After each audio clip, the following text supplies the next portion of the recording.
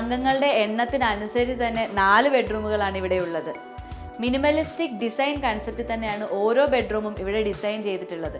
അതുപോലെ തന്നെ എല്ലാ ബെഡ്റൂമുകളിലും 12x12 standard bedroom size keep ചെയ്തിട്ടുണ്ട്.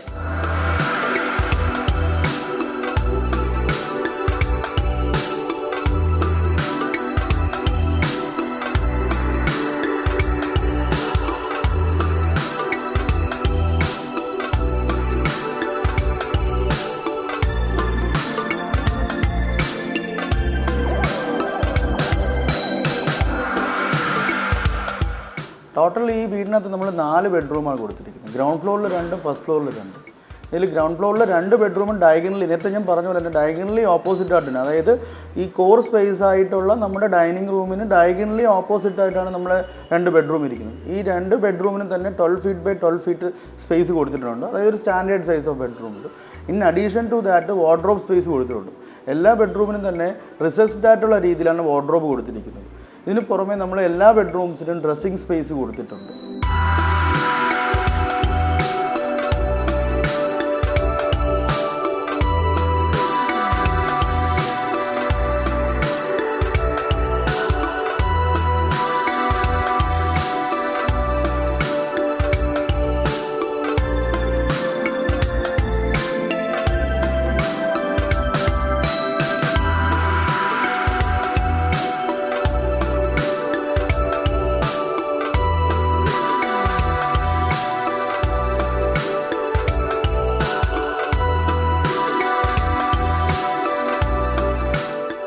മോഡേൺ ആയിട്ടുള്ള വീടുകൾ ഡിസൈൻ ചെയ്യുമ്പം പലരും വിട്ടുപോകുന്ന കുറേ കാര്യങ്ങളുണ്ട്. ബേസിക്കലി നമ്മൾ മലയാളികളുടെ വാസ്തു അല്ലെങ്കിൽ കേരളക്കാരുടെ മാത്രമായിട്ടുള്ള വാസ്തു നോക്കും.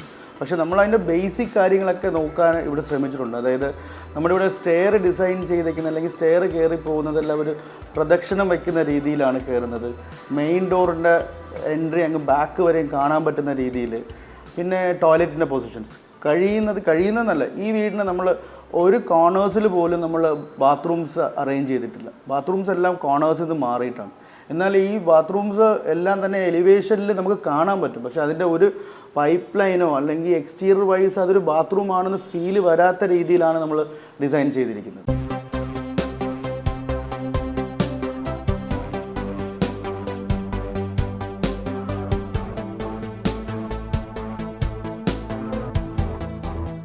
നമ്മൾ കർവി ആയിട്ടുള്ള ഡൈനിങ് ഏരിയയിൽ കൂടെ അതിന് അഡ്ജസ്റ്റൻ്റ് ആയിട്ട് തന്നെയാണ് നമ്മൾ സ്റ്റെയർ ഏരിയ ചെയ്തിരിക്കുന്നത്.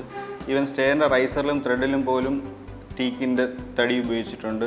അതിൻ്റെ ഹാൻഡ് റെയിൽ പ്യുവർലി SS-ഉം വുഡൻ പിന്നെ ബ്രാസും കൂടെ യൂസ് ചെയ്താണ് ചെയ്തിരിക്കുന്നത്.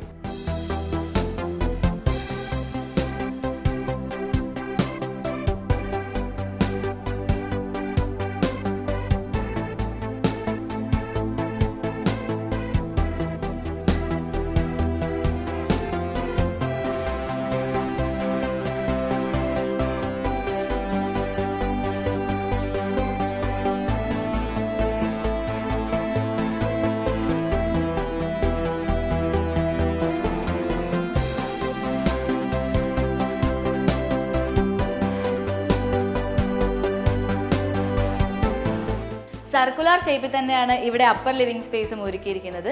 ഈ ഒരു സ്പേസിന് മാച്ച് ആകുന്ന രീതിയിൽ കർവ് ഷേപ്പിൽ തന്നെയാണ് ഇവിടെ ഹാൻഡ് റെയിൽസും അതേപോലെ തന്നെ വിൻഡോസും കൊടുത്തിരിക്കുന്നത്.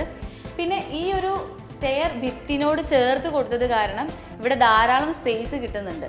ഈ ഫ്ലോറിൻ്റെ സീലിങ്ങിലായിട്ട് ഒരു പർഗോള കൊടുത്തിട്ടുണ്ട്. ഈ ഒരു ഒറ്റ പർഗോള കൊണ്ട് തന്നെ ഈ ഗ്രൗണ്ട് ഫ്ലോറിലും അതേപോലെ ഫസ്റ്റ് ഫ്ലോറിലും നല്ല രീതിയിൽ സൺലൈറ്റ് കിട്ടുന്നുണ്ട്.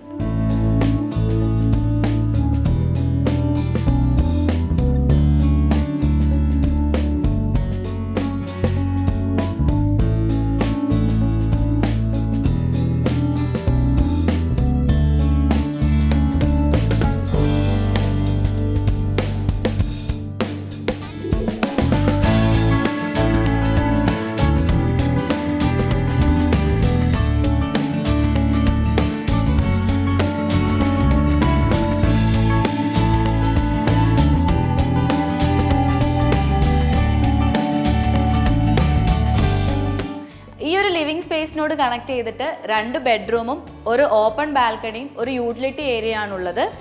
ഇവിടെ TV ഒരു അല്പം പ്രൊജക്റ്റ് ചെയ്യുന്ന രീതിയിലാണ് കൊടുത്തിരിക്കുന്നത്. ഈ ഒരു പ്രൊജക്ഷൻ്റെ മറുവശം എന്ന് പറയുന്നത് ഒരു ബെഡ്റൂമിൻ്റെ ഡ്രസ്സിംഗ് ഏരിയ ആയിട്ടാണ് ഉപയോഗിച്ചിരിക്കുന്നത്.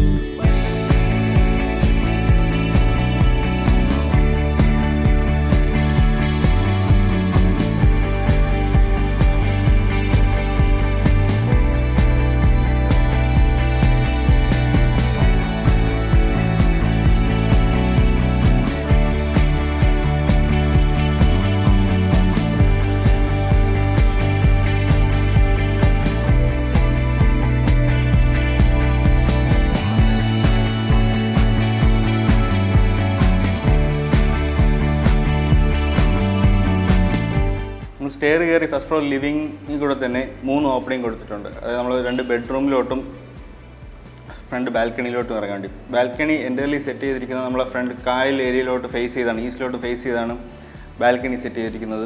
അത് ഈവനിങ്ങിൽ ക്ലയൻറ്റിന് ഒരു കോഫി കുടിക്കാൻ അവിടെ ബാൽക്കണിയിൽ ഇരുന്ന് കായലിൻ്റെ അവിടുത്തെ കാറ്റും എല്ലാം കണ്ടിരിക്കത്തക്ക രീതിയിലാണ് ഫ്രണ്ടിലോട്ട് ഫേസ് ചെയ്ത് ബാൽക്കണി സെറ്റ് ചെയ്തിരിക്കുന്നത്.